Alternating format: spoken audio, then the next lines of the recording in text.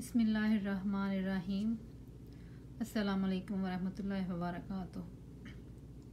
रसूलुल्लाह सल्लल्लाहु अलैहि वसल्लम ने फरमाया कि तुमसे पहली कौमें इसलिए तबाह हुई कि गरीब को उनके जुर्म पर सख्त से सख्त सज़ा दी जाती थी और अमीर शख्स को छोड़ दिया जाता था। आज जबकि मैं ये वीडियो बना रही हूँ तो लाहौर मोटरवे पर जो खातून के साथ ज़्यादती हुई है उस वाक़े को 3 रोज़ गुजर चुके हैं, लेकिन अभी तक इस कदर दिल गमगीन है, परेशान है कि मैं उसका ज़िक्र नहीं कर सकती, इसको बयान नहीं कर सकती। लेकिन फिर ये ख्याल आता है कि ये कोई पहला वाक़या नहीं है, इस तरह के सैकड़ों वाक़यात रोज़ होते हैं, लेकिन ये ऐसा वाक़या है जो कि मीडिया की ज़द में आ गया है और ये रजिस्टर हो गया है, इसलिए सबको इस चीज़ का पता चल गया है।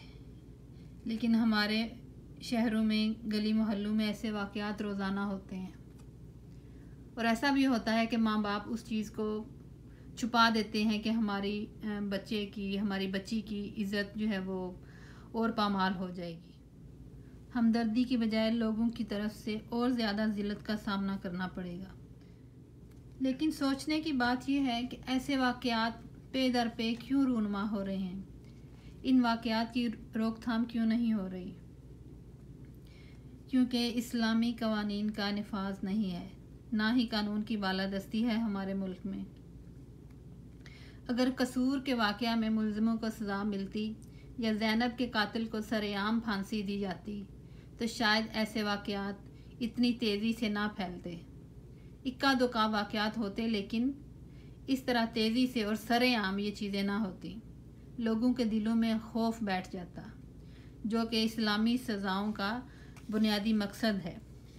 सज़ा का मकसद सिर्फ मुजरिम को सज़ा देना नहीं है, बल्कि इसका मकसद है कि दूसरे लोग उससे इबरत पकड़ें और दोबारा उस जुर्म से इज्तनाब करें।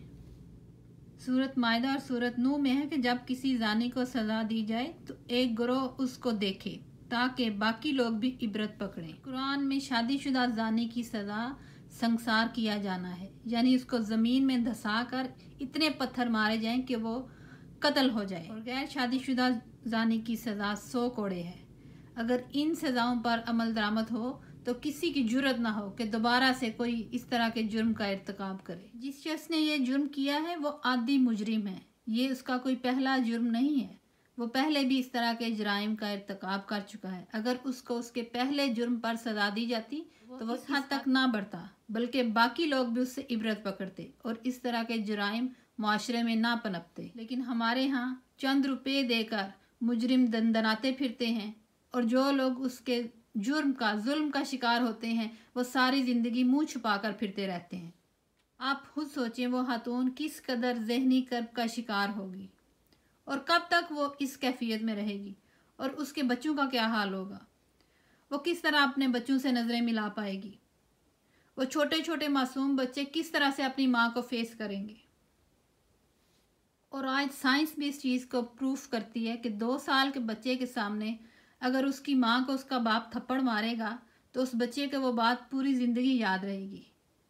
अब इन बच्चों को ये वाक़या पूरी ज़िंदगी नहीं भूलेगा। इन बच्चों की, इनकी माँ की, बाप की, इस पूरी फैमिली की पूरी ज़िंदगी तबाह हो गई है, सिर्फ उन 2 अशख़ास के चंद लम्हों की हवस की वजह से। और अगर देखा जाए तो हम सब लोग भी किसी न किसी तरह इस चीज़ में बराबर के कसूरवार हैं, क्योंकि हम लोगों ने कभी भी अपने लड़कों की, बेटों की, भाइयों की तरबियत पर कोई तवज्जो नहीं दी। लड़कियों को तो खूब सिखाया जाता है कि बेटा ये काम कर लो, ऐसे बैठो, ऐसे खड़ी हो, फ़ोन आप नहीं उठा सकती, घर का दरवाज़ा आप नहीं खोल सकती, बाहर जाना है तो चादर लेकर जाओ, बुर्का पहन लो।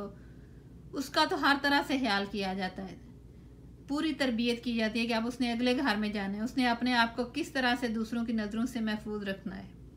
लेकिन लड़कों की तरबियत पर बड़े अफसोस के साथ ये कहना पड़ रहा है कि हम कोई तवज्जो नहीं देते, सिर्फ इतने में ही खुश हो जाते हैं कि घर में बेटा पैदा हो गया है। कभी हमने आज तक अपने बेटों को या भाइयों को ये नहीं कहा कि आप दरवाजे में मत खड़े हो, आप गली में क्यों खड़े हो, गली में कुर्सियां बेंच रख कर क्यों बैठे हुए हो? कभी वो ठेलों पे खड़े होते हैं, कभी गली के किसी कोने पे खड़े होते हैं, और जब तक औरतें उनकी नज़रों से ओझल ना हो जाए वो उनको ताड़ते रहेंगे। एक औरत का घर से बाहर निकलना मुहाल है। जब तक भाई, शोहर, बेटे या बाप को साथ ना लिया हो, हम घर से बाहर नहीं जा सकते।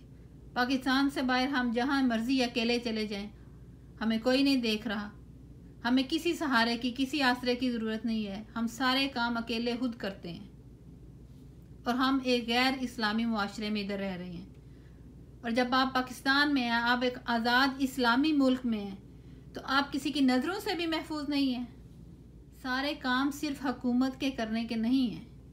हम इतना तो कर सकते हैं ना, हम अपने आप की, अपने अज़ा की, अपनी आँखों की, हाथों की, अपने जिस्म के तमाम अज़ा की हिफाजत करें। इस तरह अपनी बेटियों और बहनों की तरबियत पर हम फोकस करते हैं, उसी तरह बेटों और भाइयों की तरबियत पर भी फोकस करें।